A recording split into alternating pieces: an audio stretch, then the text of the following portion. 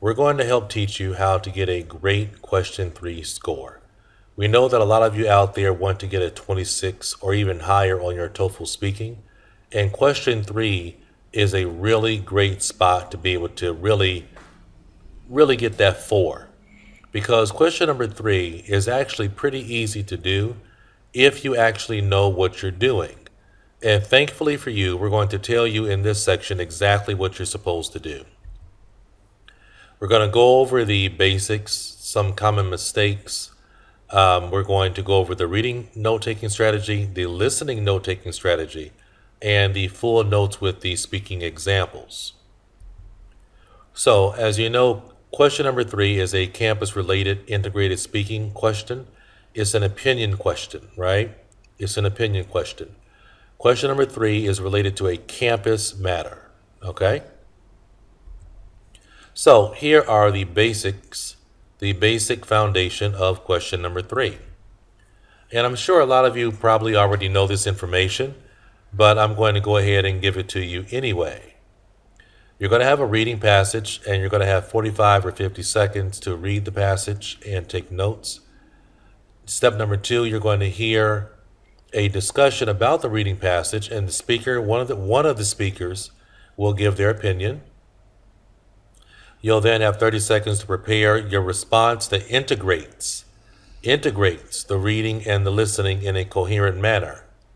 I say integrates because this is an integrated question, and a lot of people, when they give a response, only give the listening part. And it's like, what are you doing? It's an integrated question. Do you think the reading section is just there for just to be there? You got to use it. Step number 4, you then have 60 seconds to give your response. This format never changes. It's the same format over and over and over again, and over and over and over again.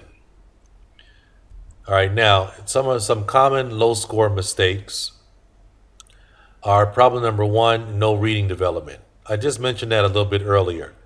A lot of students don't, they just state the main idea and then go right into the listening. There's valuable information in the reading section that you're supposed to use. You can't just ignore it, because that's how you end up getting a low score. You have to use that information. Thankfully for you, we're going to tell you how to use that. Problem number 2, not summarizing the listening. A lot of people try to just read their notes one by one by one by one by one, and try to just read through their notes, and they run out of time and give a horrible answer. Problem 3 is giving information that is not related to the question, right? You can't do that. You can't just make up or give information that's not related. And finally, giving your own opinion or just making things up because you didn't take good notes. It's really important that your details are accurate. You can't just make up notes. You can't just make up things. You can't say things that did not exist, right? You cannot do that. All right, so please be aware of these low score mistakes. Here are some keys to help increase your score. Be direct.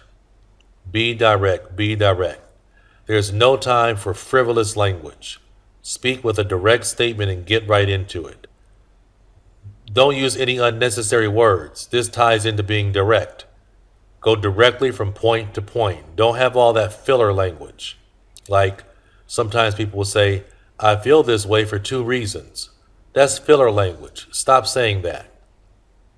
Lacking details. If you can't give really good details, you sound really basic. All right? And then, of course, speaking up.